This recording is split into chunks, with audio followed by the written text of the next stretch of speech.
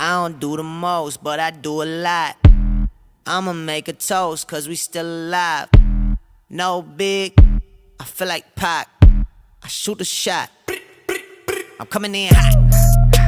There's a lot of doubt. There's a lot of questioning. There's some days where I'm just like, I don't want to do this at all, you know?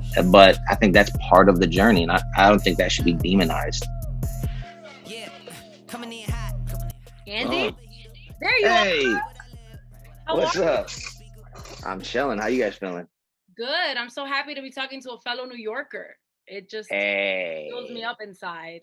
Also, Mhm. I mean, Dominican New Yorkers are my favorite humans That's on the right. planet. That's right. Welcome to the show. Thank you so much for being with us. Andy Mineo, hip hop artist, gold selling artist. You're on the brink of going gold with Coming in Hot too. So, Yeah, that'll be another one. yeah, Another one. like, what are you feeling? How are you feeling right now? It's wild. It's like for me, fame and like success has been like just over like slow rise. So Mhm. it doesn't really feel overwhelming. Like I didn't just drop a song randomly and like overnight things happen. So I think it just kind of has always given me time to kind of adjust and feel really normal actually. So Well, it's been over a decade that you've been putting out music. So, I mean, when you see like Will Smith and Steph Curry and people in the yeah, mainstream kind of start to pick these things up, does it like, are you excited at all? Like, at least a little bit? of course, it's always like the first thing is like, oh wow, I can't believe this is going on. But then I've actually had to learn how to celebrate that more Mm. and like make a bigger deal out of it. Right. So like I remember I saw the like LeBron post a song on one of my songs, right? And somebody sent it to me and I was like, oh wow, that's cool. And like I just continued to go on my day. And I was like, wait a second, I need to like tell this story. For Like sure. I think I need to like show people my excitement, for those things and let them be a part of that story, that journey with me. So I made a funny like TikTok video out of it. Like, babe, LeBron played my song. We're definitely getting season tickets. Pack your gear. We're moving to LA. We're best friends with them now. And that went like viral on TikTok. So it's funny, man. I'm really grateful for it, but I think I need to still figure out how to celebrate it more. Yeah, and you should. It's a dope song. I mean, and you've been making dope music for a really long time. But let's go back. Okay, let's go back Yeah. to when you were part of the Fat Camp long, long ago. Holy smokes. Right? Then you converted. I don't know if it could be called a conversion, but I guess you found your spirituality and so you kind of switched gears. Can you tell me about that transition?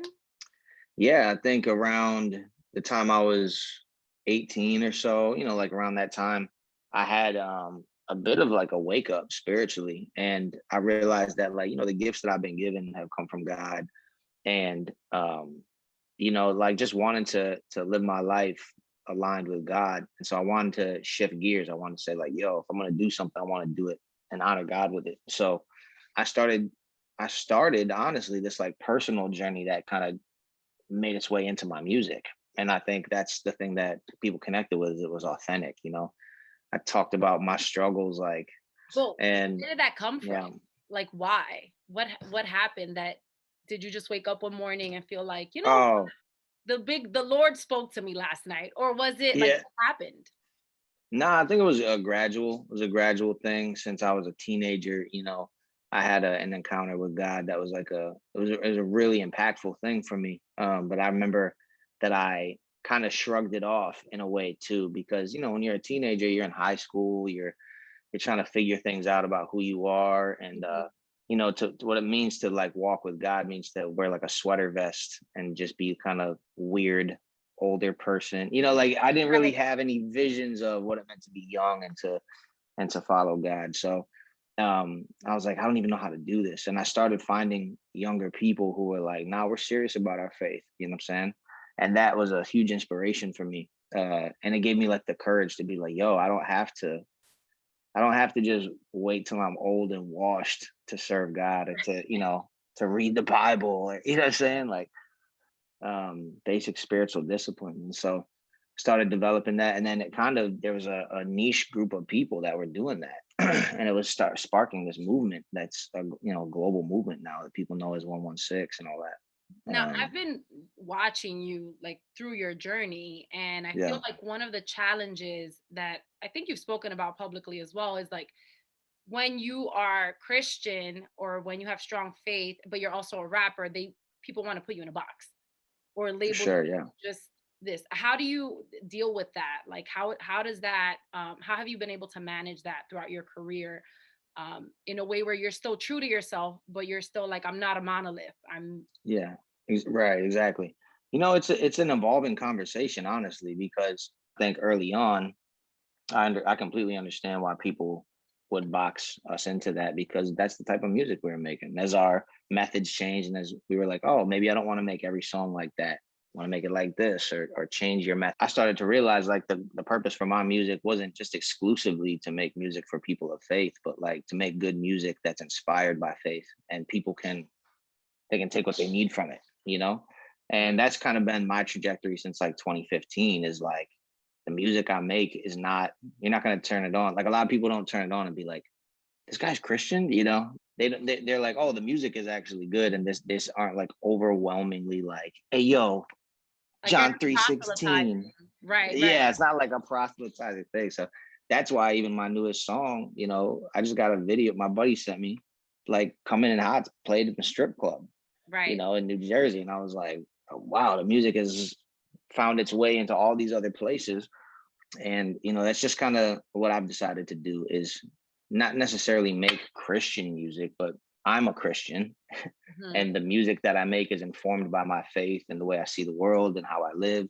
And so it's Christian in essence, not in its definition. Now, speaking of evolution, right? Because you're talking about a decade worth of music from Hmm. Thin is Whack all the way till now to Coming in Hot, right? Like, so how has your faith evolved or been tested through that time, right? Like, do you ever wake Yeah, up and you're like, ah, God, I don't know about you today, like, do you ever doubt? absolutely. Absolutely. I actually made a whole project called The Arrow, and the subtitle is I Hope I Get the Benefit of the Doubt. It was about my process of deconstructing my faith. In 2016, we were seeing a lot of things going on in our country and our world, and it didn't seem like the people that I looked to as spiritual guides had many answers for how to deal with systemic racism or injustice or things that are really important to God, right? Mhm. And not only that, but when you see people that you look up to in the faith like fail continuously, openly, publicly, it's a hard thing to process as well. And just, I started going through my own doubts, my own fears, also wondering if the way that I had learned about God was from one perspective, and Mhm. maybe I don't need to hold so closely to that one perspective. There's like so many sects of religion, of Christianity particularly. I think my faith is evolving pretty regularly. I think it's a spiritual journey for people, Hello, and body. Yes. yeah, it's not always an upward trajectory, and I think doubts are actually really good, um, because doubts allow you to really question your core beliefs and figure out if you still believe them and why you believe them, or what you're gonna let go of in order to understand God better in a new season of life. So there's a lot of doubt, there's a lot of questioning, there's some days where I'm just like, I don't want to do this at all, but I think that's part of the journey. And I don't think that should be demonized. I think, Absolutely not. yeah, How do you combat it? How do you come out on the other side of that doubting and questioning? What is it that yeah. then brings you back? Well, you can get really in the weeds with things, you know what I'm saying? Whether it's a relationship, whether it's, marriage or whatever, right? And you got to like remember, like, why did I do this in the first place? What was the thing that made me enjoy it? So the thing I've been asking myself lately is like, what made me really interested in Jesus in the first place? So often Jesus can be associated with church or, Mhm. the churches or the mega pastor thing and all that. And it's like, that's not who Jesus is necessarily. That's an expression of Right. the American version of it.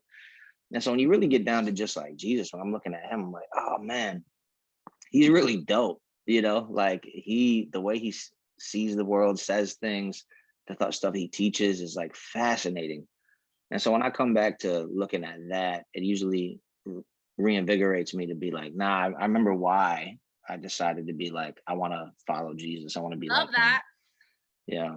Do you ever feel like this added pressure because, for better or worse, like, you know, whether or not you want to fall under that label, people on the outside would consider you a Hmm. Christian rapper, right? Do you ever feel Hmm. added pressure as a result of that in terms of making your music, whereas uh, one would feel free creating? Like, do you still feel the freedom to create? Yeah. I think with that label, a couple things happen. Like one, I definitely need to come with it creatively and artistically. I think immediately you're at a disadvantage when people think that you're, something other. Like, oh, that's not the real thing. So it's like, no, I gotta show you that I'm better than most of you guys. Like, I really have to come with it. Two, you have to. I think, yeah, I'm cognizant of those things, and kind of sometimes I like laugh about it or joke, like not take myself too seriously. You know what I'm saying? Because it's like you can't change people's opinion, but let them hear the music, and I think then they'll be like, oh wait, dude is dope. There's like a lot of good artists in this space. Is it The other like, thing go is ahead. I have limitations sometimes Yeah. in the way that I create. So like I'll be like, yo, it'd be really easy to just say this lyric. You know what I'm Right. saying? To just wow out. And then I have to ask myself, I have the freedom to do whatever, to swear, to Yeah. cuss, to talk about whatever I want. And I'm like, you know what? I as just individually, I'm like, you know what? I like working inside of those limitations, not necessarily for the approval of people, because you can't. I mean, you can't even. You try to appease church people, Christians, or the world, or whoever. Yeah. Yeah. Like you're just gonna be fully disappointed. You can't even do it. Right. But I've had to ask myself those really hard questions, like, okay, I'm free to do this if I want to. Do I want all the smoke and the repercussions that come with that? And also, do I really enjoy these limitations? Because what happens with my music now is it becomes a lot more accessible to the people that, like, to the kid that I was. I Mm, remember my mom used to get in my car and I'd have a cannabis CD or somebody in there and she'd snap it in half and be like, listen to this crap. My music is what divided me and my mom.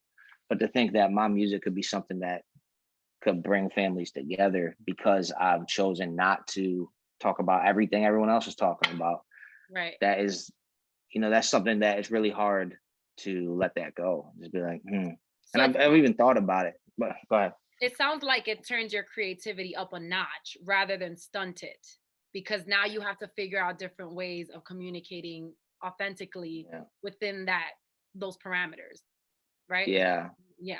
Okay. Yeah. I mean, it can help. It can sometimes feel stunting. Like sometimes I'll sit down and take me a week to write a verse because I'm like, oh man, I really want to communicate like positive thoughts and ideas, but also say them in an interesting way Right. that keeps pace with everyone else. And it's difficult. So you're like, does it help your creativity? Sometimes, sometimes no. I commend you though, because even though you're not like cursing or, doing all the other things that I guess would be outside of the realm of like what you're trying to put out there, um, like in Work in Progress, which I think is it's my favorite album that you've created. Wow, thank I you. love Work in Progress. You can listen to it from the very beginning to the very end and feel inspired. It's Um, like a podcast mixtape hybrid. the interludes or the podcast, like Clips. yeah, and it's beautiful, and you're still able to be vulnerable and dive into those negative dark places, and within those parameters, right? Like you're not saying anything that's damaging, I guess. But there's one song in particular that stands out to me, and it's I Don't Need You. And it's almost like an Mm. internal battle that you're going through within the song. And if you haven't had a chance to listen to it, go listen to that album because it's my jam. Um, who are you talking to? Who, like Yeah. at the beginning, you're talking to people who like have wronged you, but then towards Yeah. like that second verse or that last verse rather, it's not clear. Like, who are you talking to when you're saying, I actually do need you. I actually do need this attention or yearn Yeah. for belonging. And It wasn't one specific person. It was a lot of situations in my life where I felt betrayed and, or hurt. And when that happens, I want to hurt people back or I want to not trust and remove myself. Mhm. And you know, just from like the time of going to therapy and like learning about what's going on inside of me and why I am the way I am, a lot of that stuff came out. So even in the opening bars, like, um, why you never call me back? I don't need, you know, why you hit me so hard? I don't need you. You know, it's like those are different experiences that happened in my life that made Right. their way in. And I think, you know, just throughout my life, that's a protection mechanism that a lot of us use is we push people away. We say, I don't need you and I'll do it on my own because you've been hurt. It's easier to clam up and to try to do it on your own.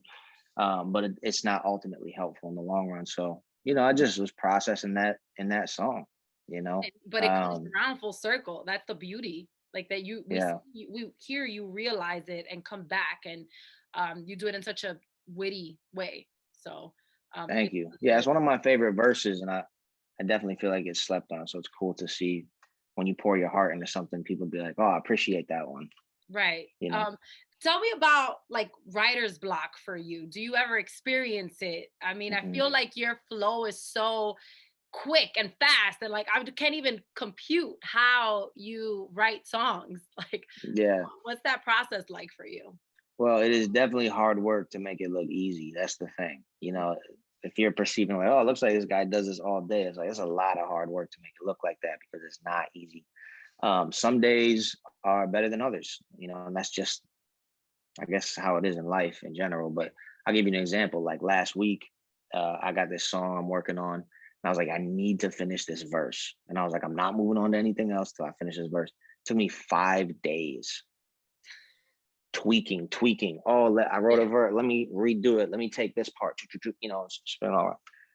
My boy came in the room and he was like, yo, you look like a zombie. Like, what are you doing in here? I was like, man, I'm locking myself in here until I finish this verse. And he's like, you need to get out and leave and hang out with people and rest. And so for me, as an achievement oriented kind of dude, it's hard for me to let go and Right. rest and chill. And so I did. I went to a friend's house. We hung out, we laughed, we had some drinks and just chilled. You know what I'm saying? The next day uh I just kind of laid down, like slept in, like didn't really do much. And really I felt like my body was telling me like stop, chill. And then the next day when I went in the studio, I wrote a whole song in the span of the car ride from my house to the studio. And it was like, all right, sometimes it takes a week, sometimes it takes an hour. Right. And saying that's one thing I learned about writer's block was just if you aren't pushing all the time, if you stop and give yourself space to fill your mind up, then stuff will come out. Right. You got to step You know, away sometimes and then bring absolutely. it on back. Okay. Another song in work in progress. Sorry to keep hammering about that project, but it is my favorite. So I have to take advantage. Yeah. The song you wrote about your dad on the day of your wedding. Mhm. And my gosh, what a visceral song. Like what a song that really evokes some real emotion. Do you feel since the time that song came out and you've written it, do you feel resolution? Do you feel okay with your dad now, especially after having lost your mom? Where is that? Where are you with that? I think I've just learned to accept my dad for who he is and, you know, just know that there's some things I want from him he may never be able to give me. So I wrote a new song on my upcoming album that says like what if I have to be what I never had from me, you know, and I just have to be like the things that I didn't get, like I'm gonna have to be that for my kids or, Right. you know, people around me that need me. So, you know, it's acceptance, man. There's a certain level of acceptance that frees me from the expectations that I have of other people, particularly, you know, my relationships with my parents and stuff like that. Now, on to a happier note, happy thoughts. Sure. Yeah, yeah. Robin and rhyming. Super Yeah, yeah. loved it because you mentioned a bunch of New York staples. Where Yeah, did that yeah. inspiration come from? Where did you like why? Yeah. So I dropped a project in December. It's my newest project. You guys should check it out. It's called Happy Thoughts. And I thought Happy Thoughts was one fitting for 2020. It was like, hey, let's have some happy thoughts. Two, um, Neverland 2 is my next project, and Happy Thoughts is what Peter needed to learn how to fly in the story of Peter Pan. Yes, that's true. So Happy Thoughts was like, find your happy thought and you'll learn how to fly. My happy thought, what I was pulling from, was this trip to Japan right before the Rona, the world shut down, right? Me and my friends took this creative field trip there, and it just inspired us. And so a lot of the happy thoughts was based around that time that I just had with my friends, and it reminded me of such an incredible time to be inspired and fall in love with traveling and people in the world again, things that we can't do right now. Mm-hmm.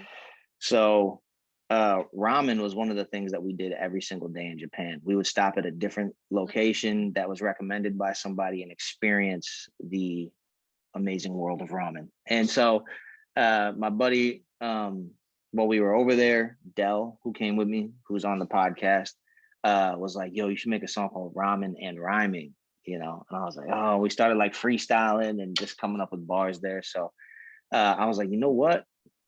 As I'm talking about food, I'm just going to start hitting all my like favorite food references in New York and different ramen spots. And that song ended up turning into this kind of like food guide through New York and Japan. And I'm just a chubby kid who likes to eat food. And I wanted to share that with the world.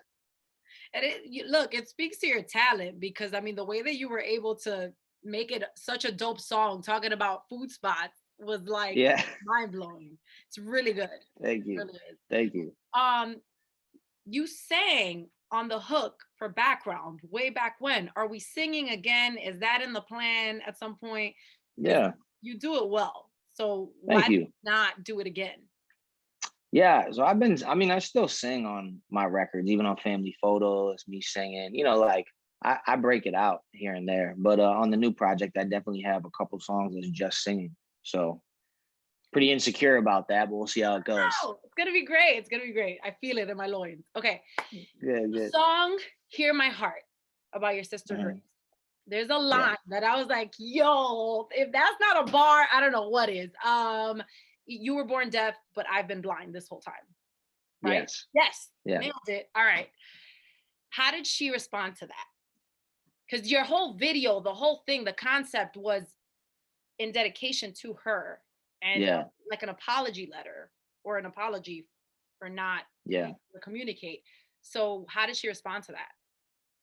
Well, I think there's a video of her like watching and responding for the first time.